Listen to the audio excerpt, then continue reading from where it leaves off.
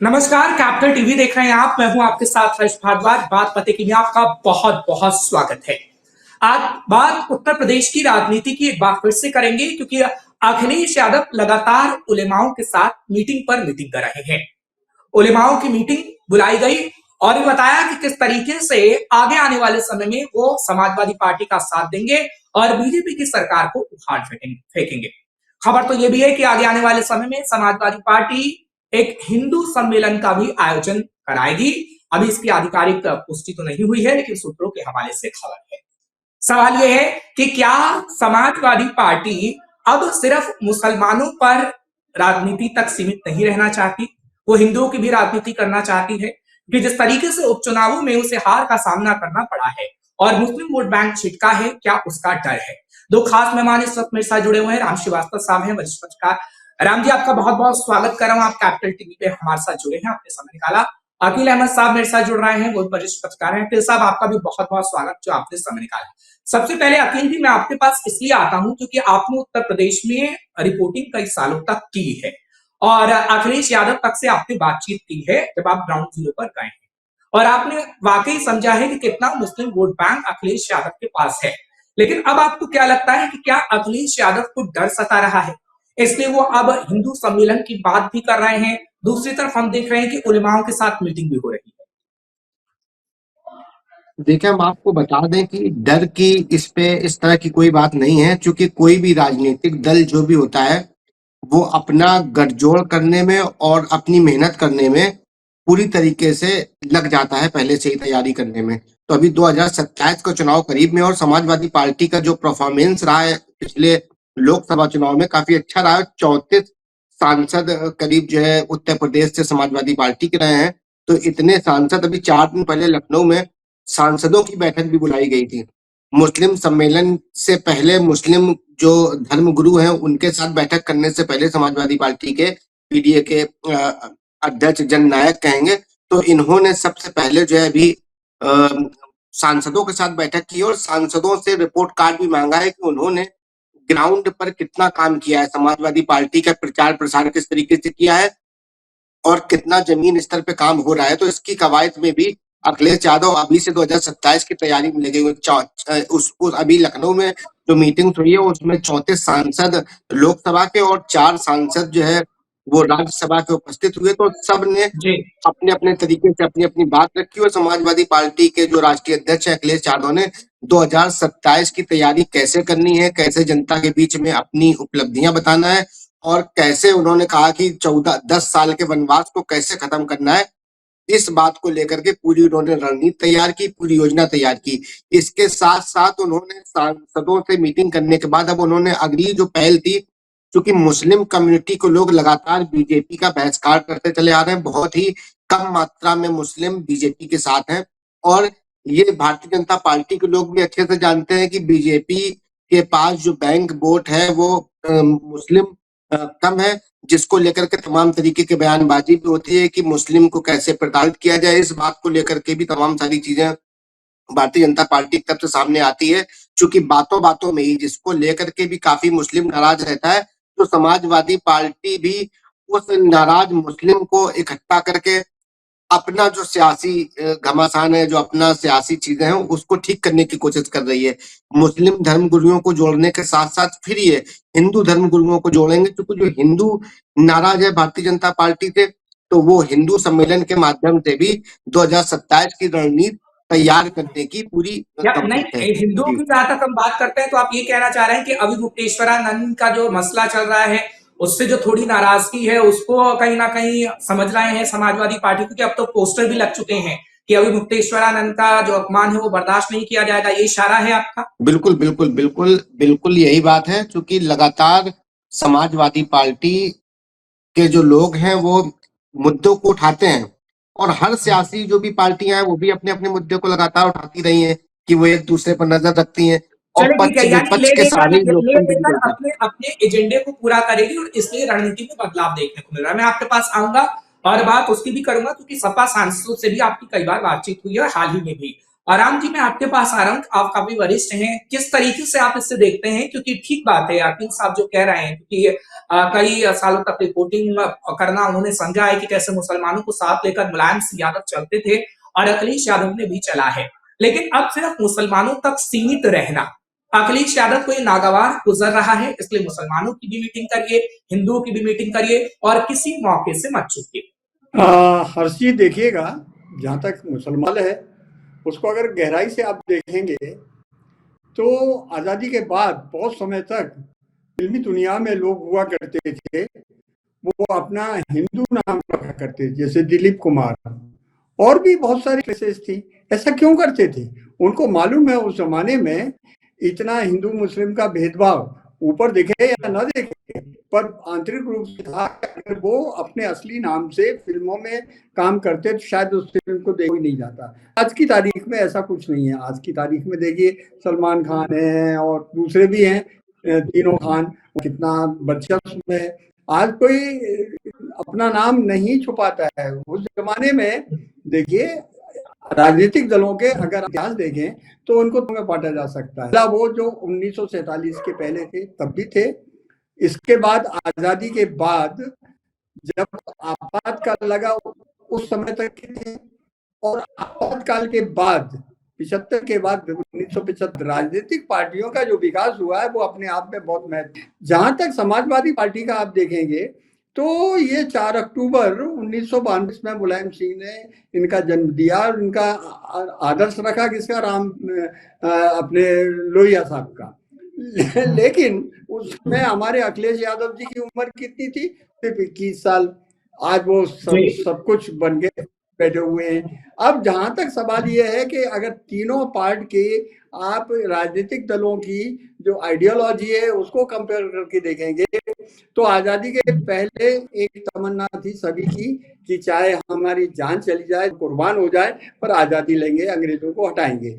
इसके बाद जो समय आया उसमें सत्ता का जो वर्चस्व था वो राजनीतिक दलों के बजाय ब्यूरोक्रेट्स के ऊपर अधिक हो गया था। जबकि हमने राजनीति सीखी कहाँ से? इंग्लैंड से। हमारा संविधान भी हमने बनाया है, लेकिन उसको इम्प्लीमेंटेशन के जो दायरे हैं उन सब में राजनीतिक पार्टी की इतनी भूमिका नहीं है जितनी कि आज ब्यूरोक्रेट्स की है। ये एक सबसे बड़ा कारण है। कारण यह है कि अंग्रेजों ने उनके यहाँ पर ब्यूरोक्रेसी बनाई है। जैसे वहां जाकर पूछेंगे आप कलेक्टर कौन है, आपको पता नहीं लगेगा। वो वहां पर उसको टाउन क्लार्क कहते हैं, जनरल को वहां पर जो कहा जाता वो चीफ कॉन्स्टेबल कहा जाता। उनने अपने देश में जो राजनीतिक व्यवस्था को इम्प्लीमेंट करने के लिए, डेमोक्रेसी को आगे चलाने के लिए अपने यहाँ जो ब्यूरोक्रेसी बनाई वो बनाई है सेवा के लिए, जनता की सेवा के लिए। मेरे विचार में देखा जाए तो ये ब्यूरोक्रेट्स हैं। ये ब्यूरोक्रेट्स अपने आप बटे हुए हैं। कभी भी किसी बड़ा, चाहे वो किसी भी दल की सत्ता नशीन हो, अगर उनको रैली निकालना है तो रैली में कितना खर्चा आता है इसकी व्यवस्था कौन करता है? आपको जानकर आश्चर्य हो गया। मेरे बहुत से विद्यार्थी जो हैं ब्यूरोक्रेट्स हैं और मुझे मालूम है कि वहां से हुक्म मिल जाता है कि कम से कम 5 लाख लोग इकट्ठा होना चाहिए, अब रैली निकलेगी। अब 5 लाख की व्यवस्था कहाँ से करते हैं? ब्यूरोक्रेट्स करते हैं। उनके कान एक था। तो ये जो इन्फेक्शन है वो समाजवादी पार्टी में भी है, जनता पार्टी में भी है, कांग्रेस में भी है। और इसमें मोहरा कौन बनता है? हमारी जनता बनती है, मतदाता बनते हैं।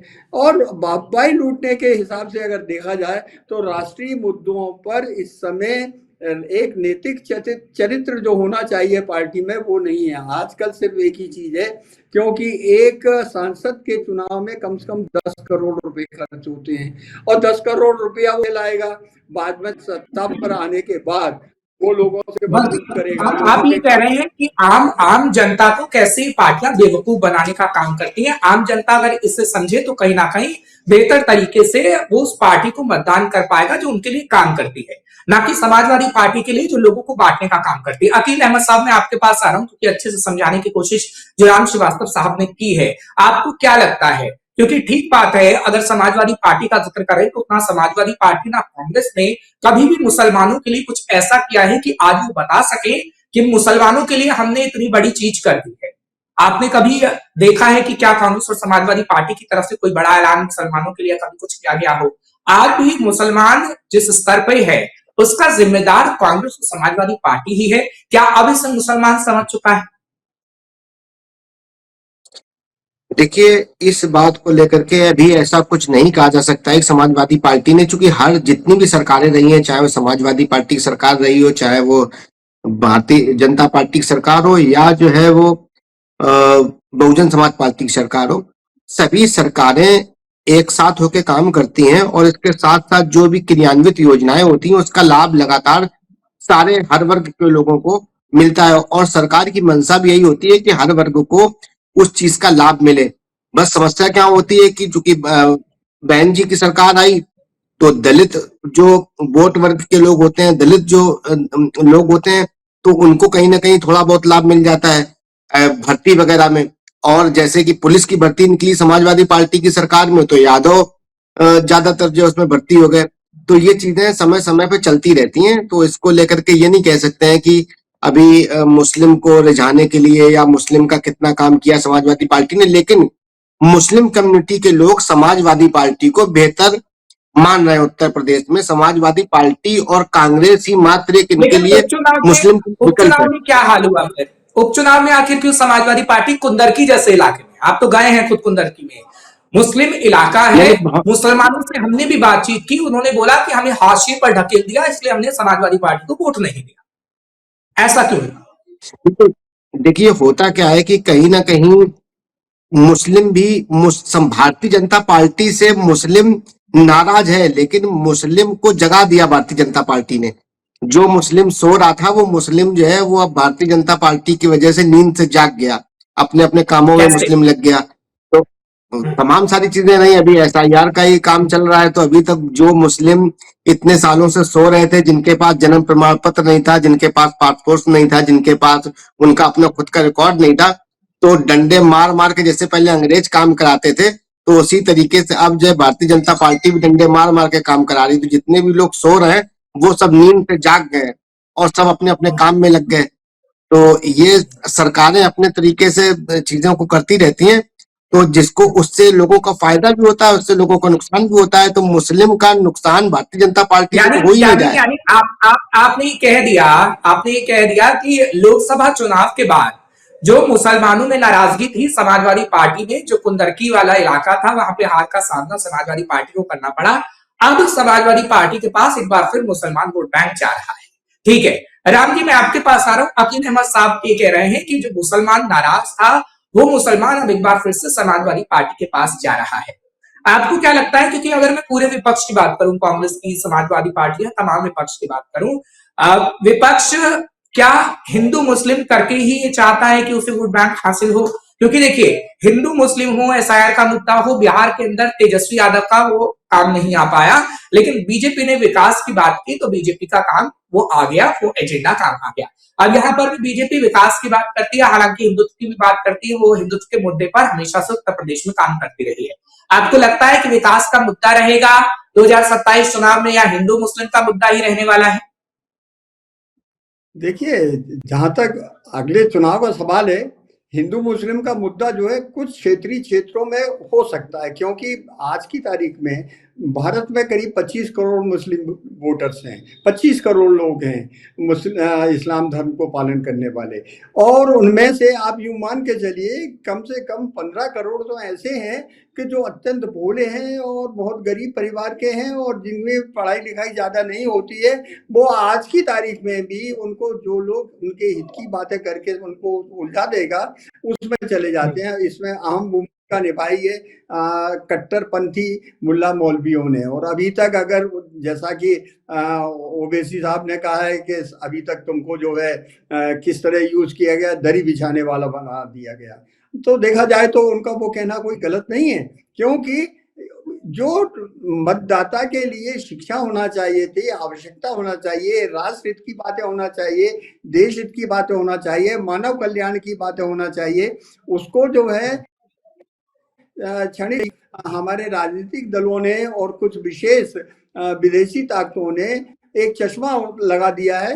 वो चश्मा है धार्मिक अंधता का, और यही एक कारण है कि ये सब बातें अब ओवर कर आ रही हैं। लेकिन चुनाव के हटने के बाद भी अगर देखा जाए या चुनाव के पहले भी आप देखेंगे, हिंदू मुस्लिम कहने के लिए तो उनको राजनीतिक दृष्टि से वोटों के खातिर बांट दिया जाता है, लेकिन दोनों मिलजुल कर ही रहते हैं, उनके बगैर काम नहीं चल सकता है। आपकी मोटरसाइकिल अगर पंचर हो जाएगी तो आप जहाँ उसका पंचर दुरुस्त कराने जाएंगे, वो जो आदमी है वो काम करने वाला है वो मुस्लिम समाज का है। क्यों है? क्योंकि वहाँ शिक्षा उतनी अभी तक प्रचलित नहीं हो पाई है और उन तत्वों को संभाल के रखा है। सामाजिक कुरीतियां वहाँ बहुत हैं, उन कुरीतियों को दूर करके इस समाज को आगे बढ़ाने का जो भी सरकार काम करेगी वो सबके नजर में आए, चाहे वो राष्ट्रवादी हो या ठीक ना है। हो। आप लेकिन बहुत अच्छी तरीके से राम जी समझाते हैं। आपने बिल्कुल सही कहा। ये जनता को भी समझना होगा कि हिंदू मुस्लिम का जो जिस तरीके से बांटते हैं वो लोगों को,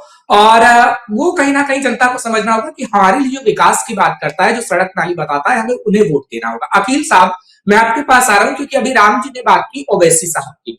अब उत्तर प्रदेश में खबर यही आ रही है कि ओवैसी के साथ गठबंधन कर सकती है समाजवादी पार्टी। इससे पहले हमने देखा कि ओवैसी साहब जो गठबंधन करना चाहते थे वो बिहार में तेजस्वी के साथ करना चाहते थे, लेकिन उन्हें जगह नहीं मिली। आपको लगता है कि उत्तर प्रदेश में मुसलमान की अगर हम बात करें तो कुछ के साथ जब मैंने बातचीत की तो अभी कुछ मुसलमान ये कह रहे हैं कि हमें विकल्प नहीं है, इसलिए हम समाजवादी पार्टी के साथ जाते हैं, हम बीजेपी को वोट नहीं करते। हाँ, और कांग्रेस उतनी मजबूत है नहीं, इसलिए हम समाजवादी पार्टी को वोट करते हैं। अब ओवैसी क्या अकेले चुनाव लड़ेंगे या फिर समाजवादी पार्टी के साथ जाएंगे, और ऐसे में क्या ओवैसी की भूमिका बड़ी हो जाएगी समाजवादी पार्टी से?